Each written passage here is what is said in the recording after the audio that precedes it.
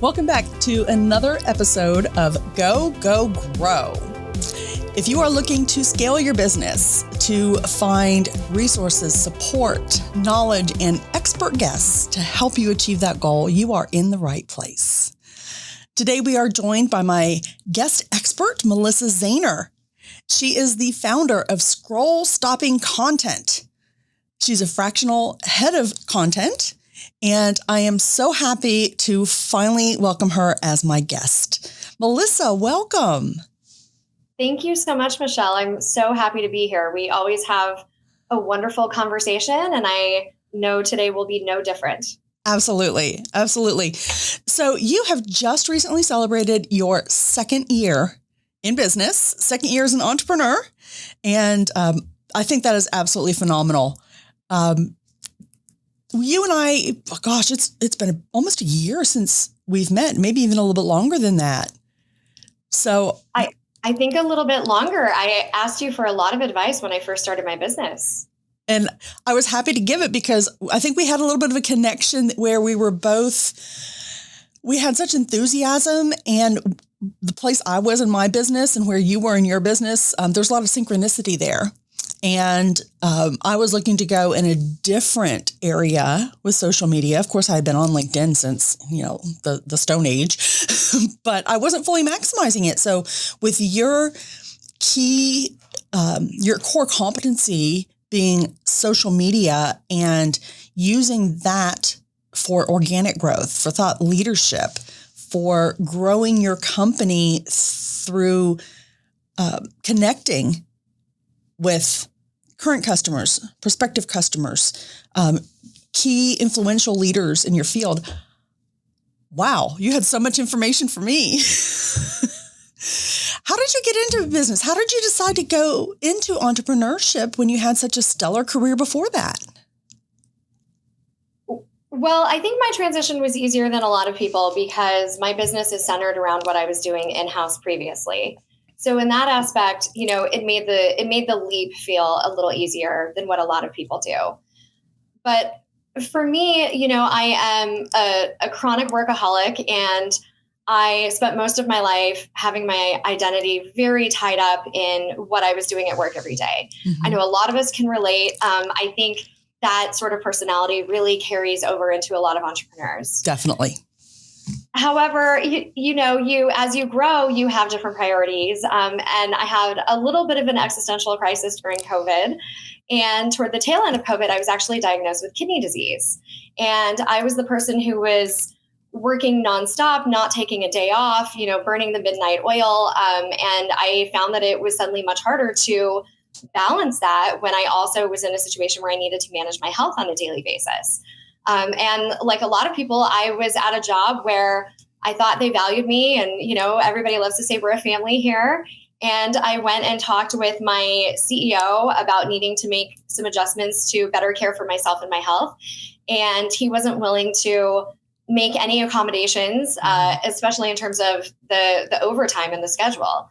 Right. And I'm a big believer that, we can do excellent work, and we should be measured by the quality of the work we do and the outcomes that we achieve rather than the hours that we're putting in. Right. And so I quit my job and started a business. And I firmly believe that entrepreneurship is a very powerful vehicle for helping us advance our careers, build something meaningful that we're really proud of, leave a legacy. But I think it's an even more powerful vehicle for enabling us to create the life and the lifestyle that we want. And you hit the nail right on the head right there. Absolutely. Yes. Right. And so now I'm not only in charge of managing my business and creating anything that comes out of my business, but I also have a lot more control over my personal time and my health. And I would like to say 2 years into entrepreneurship, I'm actually healthier than I've ever been. Yes. That's awesome. And from a financial perspective, I believe you shared with me that your upbringing was not exactly rolling in wads of cash, and it's brought a whole different lifestyle to you from a financial perspective. It really has. Yes. I'm very open about the fact that I grew up in extreme poverty. We were on welfare. We had a food budget of a few dollars a week. We oftentimes had the electricity turned off. We were living in and out of motels. We didn't have a car. And I grew up in Southern California where public transportation is not really an option. So it was a tough upbringing. And, once you enter the work world, there's a lot of gaps in knowledge. I didn't understand networking. I didn't understand how to negotiate an offer or even what market rates were. And so I struggled a lot in the early years of my career. And, it became very important for me to build that financial security. And I did work my way up while I was in-house, but the real game changer has been entrepreneurship. I'm completely in control of the rates I set, the projects I work on, the clients that I can seek out.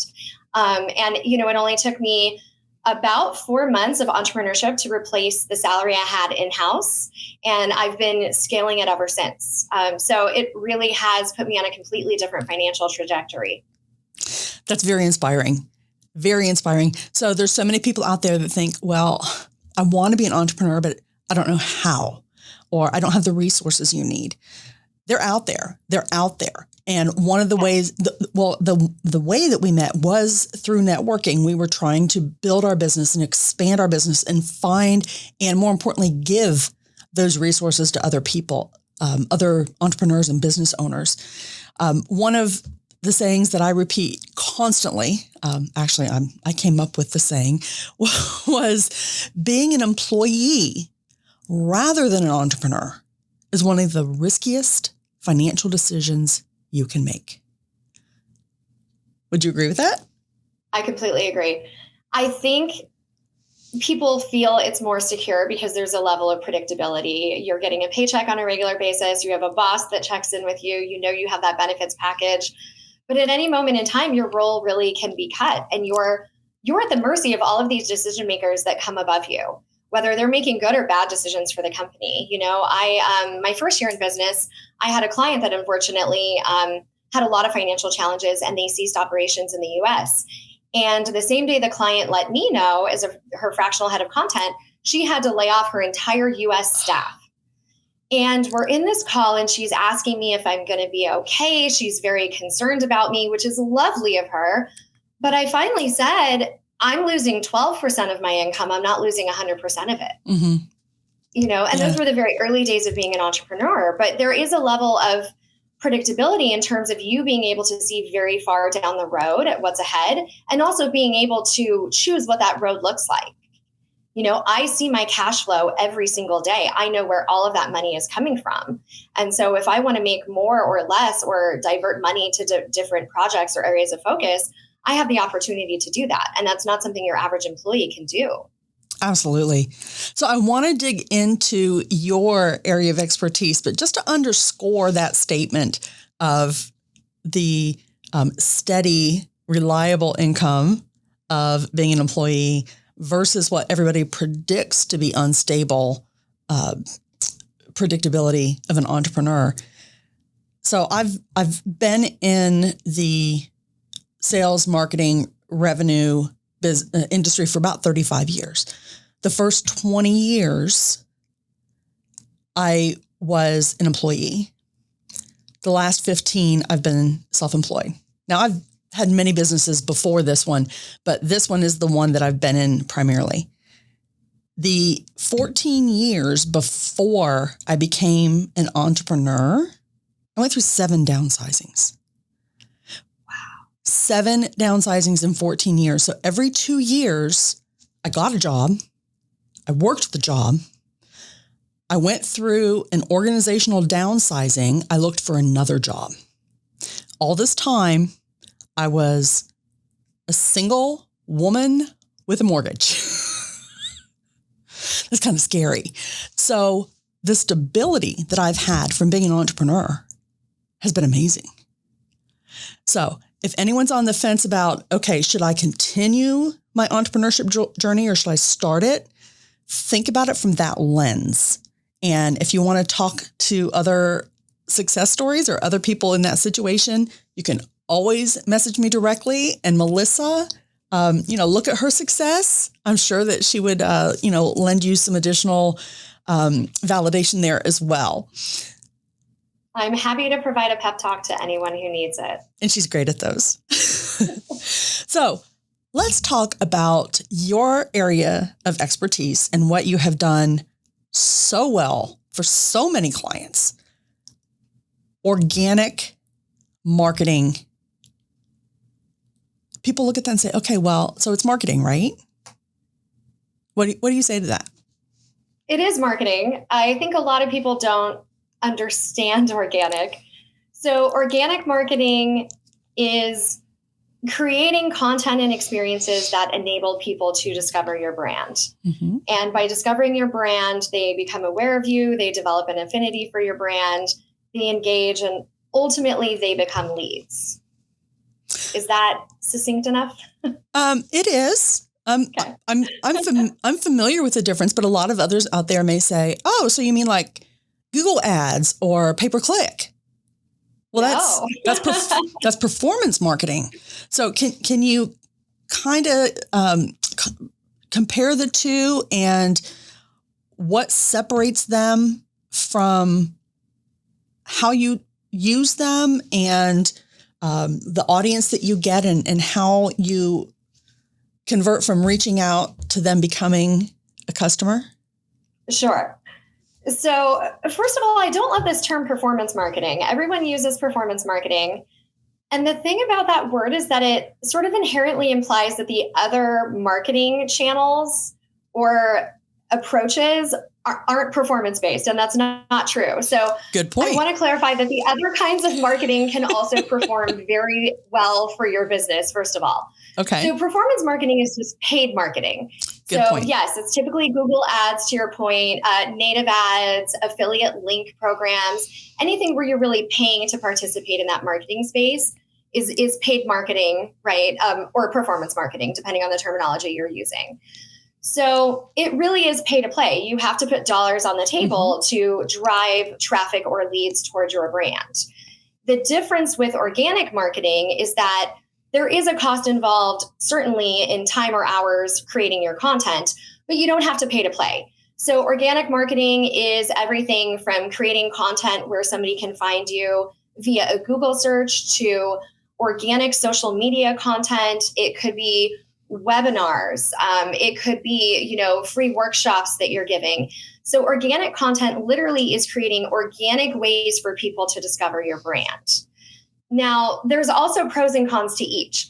A lot of people, especially in our space, entrepreneurships and startups, are familiar with paid marketing because that's where they start. Mm-hmm. And it's because paid marketing can typically get you traction a little faster for your business, where organic is a little slower. So I liken paid marketing to a microwave, and organic marketing is more like an oven. So paid marketing, you can show up day one, you can run some ads, you can plug in some keywords, you can get a budget on there, and you can probably start getting a little trickle of traffic coming in and scale from there. The problem is it's a hamster wheel. You have to show up and you have to pay every day, week, month to keep those leads coming into your business.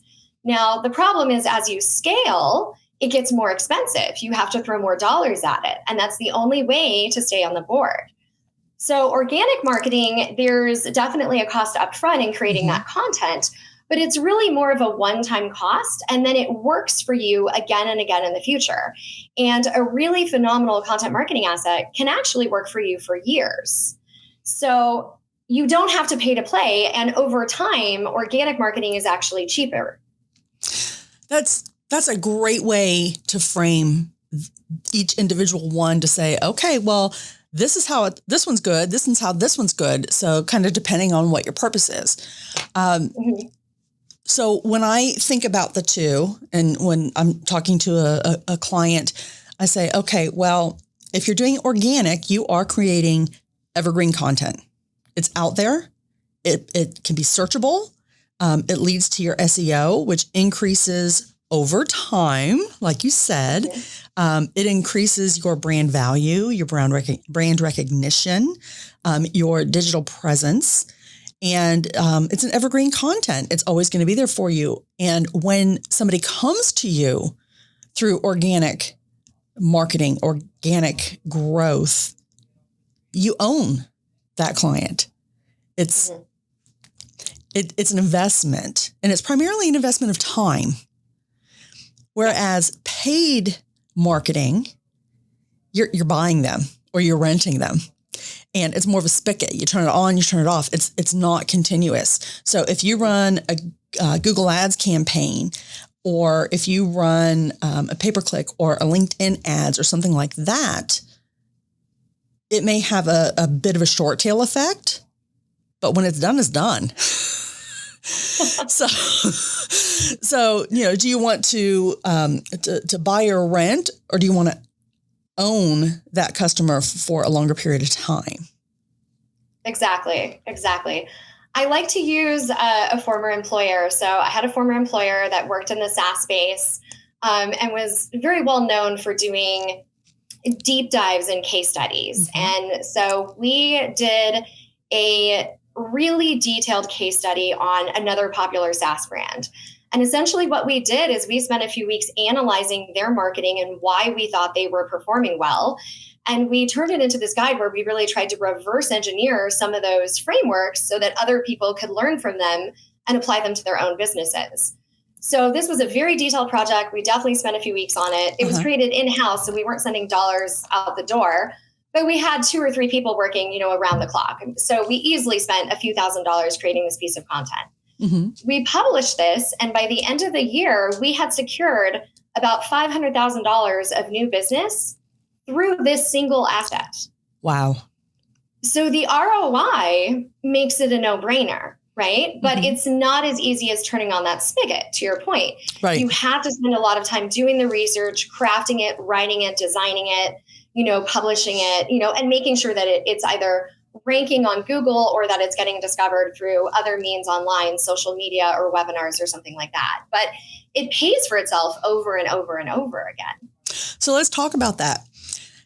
Can you repurpose paid advertising like a direct mail piece or a LinkedIn ad or whatnot? It's a little bit more challenging, but if you have a piece of content, there are dozens of ways that you can repurpose it. So let's go, for example, with a LinkedIn post or other social media post. You can create that from a blog post or create a blog post from it. You mentioned webinars. Okay, that spins out into 15 other content pieces. The white paper, the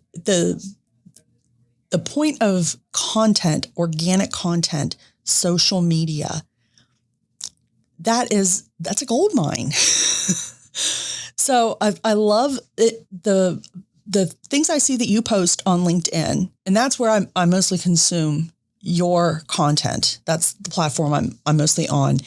It has such character and personality. I see Melissa in that. I see your brand. I see scroll stopping content in that brand. Talk about why that's such an advantage and how you don't get that with other paid marketing. Yeah. So if you want to be successful in organic, the first thing you have to realize is that you do need to have a brand. People need to understand who you are and what you're about and why they should care about you, why you can help them. Especially in the B2B space, brands are notoriously bad at this. In B2B, everybody's navy blue. They've got some generic name. They're using terms like industry leading and synergize and a lot of business jargon. Cutting edge. And nobody really knows. Yes, cutting edge. Powered by AI, right?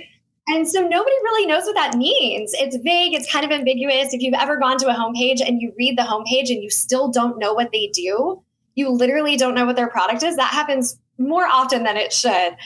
And so what happens is everybody sounds the same and nobody gets noticed.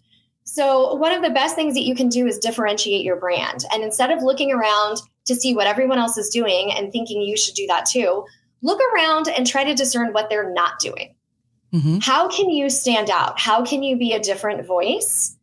And how can you effectively make that work for your brand so that people are excited about you? It's much easier to do in the B2B space because there's so much bland stuff out there, but that's something that I lean into heavily for my business and my clients. So my brand is a lot of bright colors. It's pop art based, which is not something you see in B2B. I also really wanted it to be fun. There's this idea in the B2B space that everyone needs to be serious and show up and be really smart and say something that's just going to blow your mind. And so everyone has these sort of like fortune cookie thoughts on social media, right? And I prefer to think about the customer experience. I'm creating an experience with my content. And so I firmly believe that I can convert people, but I can also let them have fun along the way. So what if I just show up today and say, how do I delight people? How do I make them laugh? If they have to fill out this form, how do I make it the funnest possible form that they can fill out, right? So it's still serving them and it's still serving me. And so I think that really drives a different approach to positioning and messaging. And ultimately, it's more noticeable. So that's where the scroll stopping comes from. People are online and they're just doom scrolling. Right. And your first job in organic social media is to be interesting enough to get somebody to just pause and check you out. And that happens so frequently. I mean, I know when I stop and check my email or LinkedIn or whatever it is on my phone, I end up in that doom scroll. And I'm like, okay, well, it's almost like how many of these swipes can I do to get through it, just to get through it? Because, it's a task. I need to get through, make sure I'm up to date on everything. How do you make them stop scrolling? and you need that scroll stopping content. That's Melissa. And I'll tell you, your pop art, it really is eye-catching. And it captures your personality to a T. One of the most recent episodes for Go, Go, Grow was about thought leadership and personal branding. And you are your brand. In fact, your personal brand is greater than your company brand. Your thoughts on that? Completely agree with you, first of all. People want to connect with people. And we see this time and time again on social media. Steve Jobs had more followers than Apple ever did. Elon Musk has more followers than Tesla does. We're online to connect with people, not brands. Yes. And part of that is because people provide a more interesting experience for good or bad, but also we're used to brands trying to sell us and nobody really wants to be sold to. Sometimes we want to find solutions to our problems, but we never really want to feel like someone's selling us. So, and this is an important point too, because I know your audience is a lot of entrepreneurs like us. I meet a lot of new entrepreneurs that say they want the brand to be the focus. They don't want it to be them. And to your point, especially in the early days, we are the brand, right? We come in with existing relationships, experience, insights for whatever we're selling. And we're crafting all of that behind the scenes. And nobody is going to know about your business if you don't tell them about it. So like it or not, you need to put yourself out there. And I think a lot of that comes from a self-confidence issue too. People that haven't done sales or marketing or spent a lot of time online, they're nervous about it. And that's fine. That's normal. But nobody sells as well as the founder. And we know this to be true across industries, business models, different audiences. It doesn't matter. And so the best thing you can do for your business is put yourself out there. I'll take it a step further and say, especially on LinkedIn. LinkedIn as a platform doesn't really favor brand pages. And so if you're posting under your personal profile, you're going to get substantially more reach and engagement than you would if you were posting the same content as your brand page. I absolutely agree with that. I have less than 10% followers and engagement on my two brand pages, Go, Go, Grow Show and Revenue Chasers, than I do on my personal page. And I'm trying to kind of spread the wealth there because I want people to see the different types of value and kind of cross-pollinate. But it's hard. I don't want to always provide stuff to the same people because there's different information there. But at the end, it's Michelle. They've got to know Michelle. So like you said, pop art is Melissa. Michelle's purple. Michelle's bright colors. You're always going to laugh when you're talking to Michelle. We could be talking about the most serious thing in the world. But my philosophy is if you're not having fun, if you're not able to laugh, you're not doing life right. So if there's a problem to be solved, fantastic. Let's get down to business. Let's solve it. But let's not let's let's not let it make us crazy. We have to enjoy what we're doing, solving the problem. And that's how people work. Humor is the one thing that kind of levels the playing field. And that's how we connect. It's people. So I completely agree with you. We're here to do work that we find enjoyable and meaningful. And so if that piece is missing, then what the hell are we doing here? Right? Yeah. I have chosen what clients I engage with on what types of projects simply because I see that personality fit or I don't. And I may propose resources to one and a longer engagement to another simply because that's how they're going to get the best value from me. I think that's key. If they're not going to get the best value from me with hand-in-hand combat kind of deal, but they need my resources, great. I want to provide them that, but let them get the best value. So tell us a little bit about the type of engagements that you work with clients on. So my flagship service is being a fractional head of content. So a lot of startups in the early days, as we all know, can't necessarily afford a full-time headcount. But especially if you're investing in organic and content marketing to grow your business, you need somebody to run that program for you. And in the early days, probably build it from the ground up, starting from zero. So I come in and I essentially own and advocate for that entire area of the business, meaning I identify ways that we're going to grow organic revenue. And then I implement those, measure success, iterate, and just keep scaling that program. So it's making money for you. It's driving leads and it's driving revenue. And the real upside of having someone like me come in and do this for your business is you as a busy founder get to step away and worry about all of the other elements of the business that you're trying to deal with, which frankly is everything, yes. right? So you at least know that one little bit of the business is in good hands and that the machine is running for you. So that's my flagship service. Along with that, I do have a digital product that I just launched that is intended for people who maybe don't have the budget yet for fractional support, but they are really eager to grow their brand online and start getting those organic leads on social. Yes, I definitely want to talk about that because you had the soft launch recently. I talked to you right around the time that you did that digital soft launch. And we kind of timed your guest appearance here so that we could talk a little bit more in detail about that. So tell us, please, about LinkedIn Bound. Yes, the program is called LinkedIn Bound. This developed from a lot of customer research. So I've been in content marketing for 14 years now. And no matter how much I talk about strategy and best practices and the nuances of someone's brand or audience, the number one concern I will still hear from people at any stage of business is simply, I don't know what to say, right? Which again is normal for people. I talked about this a few minutes ago. If you've never done marketing or sales, you're not supposed to know what to say. That's okay. But it also can be really intimidating when you're trying to show up online in the early days of your business.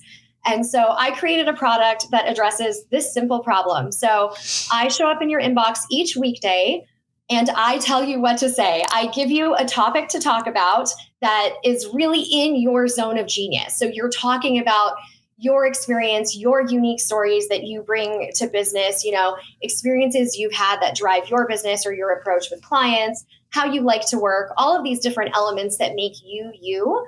And then along with that, I provide some guidance into best practices for getting the most reach and engagement and really turning it into a lead vehicle for your business. And it's intentionally very bite-sized. So there's no courses, there's no long ebooks. It's something you can do in 10 or 20 minutes of your day. And so you get the luxury of having guidance from me without the big sticker price and without a lot of time being pulled away from your business each day because you just don't have it. It also is building the habit. So a lot of people will do 2 or 3 posts. They don't see a lot of results. They disappear again for a few weeks or a few months, right? And then they go back to it. And consistency is everything as we're building our businesses. And so because it's each weekday, it does force you to show up 5 times a week and get those reps in so that you stay top of mind and you stay in front of people's feeds. That makes That makes it kind of a digital coach Yes. to not only hold you accountable, but to give you the resources that you need. So you have those great prompts to say, okay, well, talk about this, or touch on that, or provide value about that. And one of the things that I use also when I'm trying to figure out what content to provide it in the podcast is, what questions do people ask me about my services, or about how to build their company, or what did I need to know when I was building my company? So, think about those questions. Not what do I want to say, but what do people need to know? Exactly. And that's what this does. It's sort of all of those answers that you aren't thinking of because you're too close to the business, right? And you're nervous, or you're a little flustered. All those things you aren't thinking of, I pull out of you so that you can share them online, because those are all of the valuable pieces of information that are going to help you build relationships and ultimately help you turn some of those relationships into customers. Absolutely.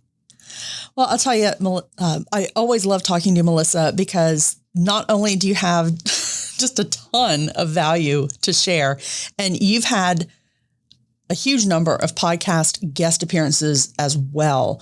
And everybody, you need to check out the value that she drops on you with those. In fact, we can include some of those links in the resources that we'll include with this podcast. Melissa, I'll let you either handpick some of those that are most impactful, or if you have a site where they can go to those. But I'm sure there's probably some other points that maybe we haven't covered that you'd like to share. I have so many points. So something I want to highlight too, I know it's a big conversation right now in the industry, is AI. Yeah. And, AI generated content. And so I feel like if we don't spend a minute or two on that, then it's an oversight here today. So on a broad scale, I think that AI tools have a lot of uses for our business, especially when we're running really lean and we don't have a lot of resources. What I will say is that, this conversation has been heavily focused on sales and marketing. And when we're thinking about sales and marketing, that key component is the human piece. Even in B2B, we're always doing business with humans. And so any scenario where you're sort of removing the humanity from trying to connect with another human is going to make things a little bit weird. And so ChatGPT is good at a lot of things, but it is not good at writing your content. So Amen. Use it to ideate, use it to outline, but it's better to show up as yourself. Typos and ums and uhs and all of that is better to show people that you're authentic, you're vulnerable, you're a real human, than to use some weird ChatGPT written stuff, right? And also it's generic because it's pulling from what's already out there on the internet. So and possibly inaccurate. And possibly inaccurate, highly inaccurate. But it's excluding all of your unique value, right? Mm-hmm. And so our body of work and all of the insights and frameworks and thoughts that are in our heads, that's what makes people want to work with us. And so that's what needs to be a good core component of the content. That's what you should be putting in your conversation, right? Yeah. So I think that's a great tip for everybody. I also want to highlight, I don't do that. So this program I just mentioned, there's no templates, there's no bots, there's none of that. It is 100% human written by me showing up in your inbox every single day. That's gold. Well, Melissa, you kind of stole my thunder for a future episode, because one that I'm recording a little bit later today is Gen AI and go to market. So how you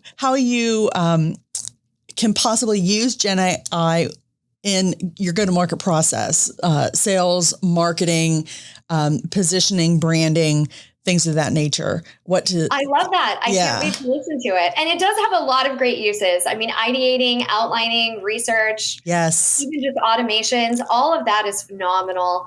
But for the human piece, show up as a human. Yeah. And there's plenty of words of caution that I'll be including as well. But I'm so glad that you included that, because that is so, so important. And you had mentioned, the typos and the ums and the ahs. It is amazing how many posts that you see on, again, LinkedIn is the one that I typically use. You can tell it was written by AI, and it's got those typos or the ums or whatnot intentionally included so it looks authentic. Yeah, we're not that dumb. Yeah, here's my thought on this, because I've seen a lot of marketers recommend to people that, the way to get around that issue is just to ask AI to insert, make 5% of this content typos or misspellings or what have you. That's the absolute laziest thing you can do to prove that you're authentic, right?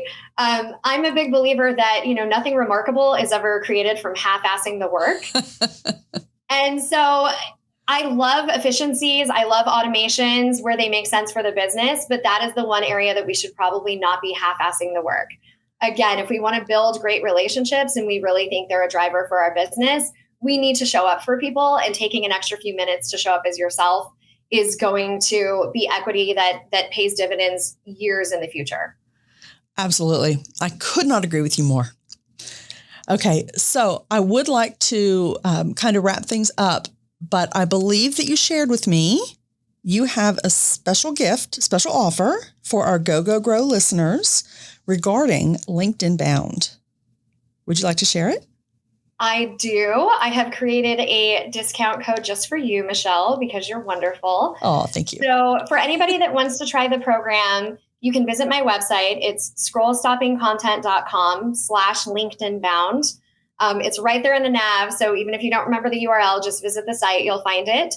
And if you type in the code Go, Go, Grow, you can get 15% off your first quarterly subscription. And that is with no spaces. Is that correct? No spaces. Okay. Well, that is very generous. And I appreciate, on behalf of our listeners and every entrepreneur out there that is, trying to take their stab at creating some content, your expert guidance is really going to give them the support they need. So thank you for extending that. And I will include that generous offer in the show notes and the resources. So please take Melissa up on this. Give it a try. You'll be amazed at how proficient you will become with her guidance and the impact it'll have as you go grow your business. So thank you once again for joining me, Melissa. Thank you so much for having me. You're always such a pleasure. Well, thank you. Same to you. And those wine recommendations from, again, I always mispronounce it, Willamette Valley. Willamette Valley, Oregon. Coming to you from Oregon wine country. Appreciate those wine recommendations. Thank you so much for joining us. And to our listeners, again, appreciate you listening in. I'd love to hear your feedback on all the value that Melissa just shared. What else do you want to learn? What other resources and knowledge do you want to gain as well? Please share your feedback. And you can find Go, Go, Grow on YouTube and on all your favorite podcast outlets. Please share with another entrepreneur who can receive value. Thank you for joining us, and I look forward to our next episode. Thank you.